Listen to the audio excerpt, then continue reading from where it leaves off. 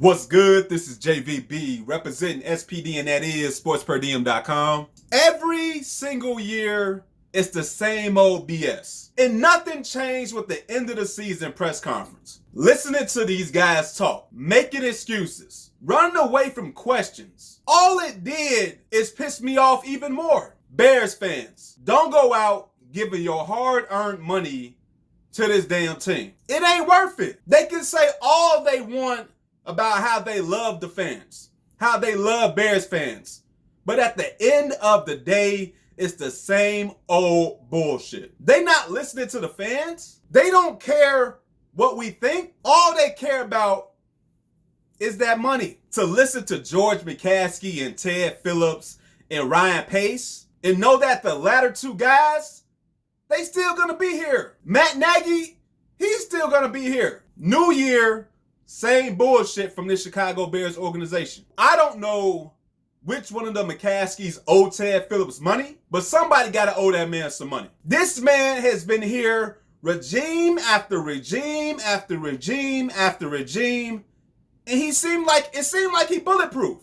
Every end of the season press conference, he's still there. He still has his job. Why? Because he knows how to make money? Because he was a big part in renovating Soldier Field about 20 years ago? He didn't even do that right. But year after year after year, this man's still here. Real talk, I think this man has an ironclad contract. I think it don't matter what Ted Phillips do. He can go out and break every law there is. He will still have a job with the Chicago Bears. Listening or watching that press conference was a complete waste of time. And silly me, silly us Bears fans for thinking there was a slight chance that there may be some change here with the Chicago Bears. Our hopes and wishes burned in the fire, just like the Chicago Bears seasons burn in the fire, seems like each and every year. Everybody is back. Everybody. Matt Nagy, Ryan Pace,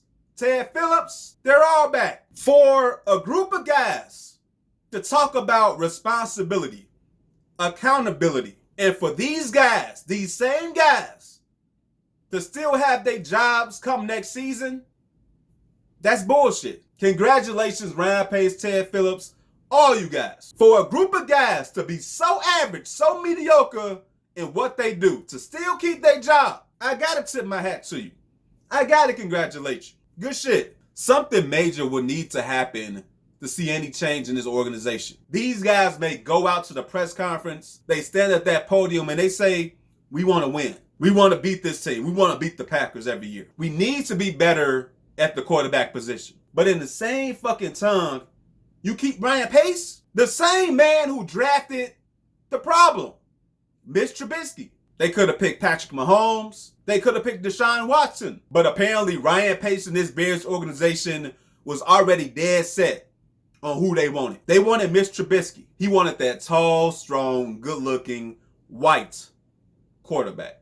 He drafted Mitch Trubisky because that was his image. That was his ideal image of what a quarterback should look like. This guy, George McCaskey, talks about being frustrated about the quarterback position, being frustrated that the Bears lose to the Packers all the time. But still, Ryan Pace, he's still here. Matt Nagy, he's still here. You go out and say all this, but there's no accountability. There's no action. You could be the nicest guy in the room, the nicest guy in the world. But guess what? This isn't about making friends. This ain't about going to dinner with somebody else's wife and family. This is about producing on the field as a head coach, as a general manager, as a vice president. Ryan Pace, he's made some nice moves, but he missed on the biggest move he could have made. He missed on the quarterback position, and the worst thing about that is the guys that he passed up on.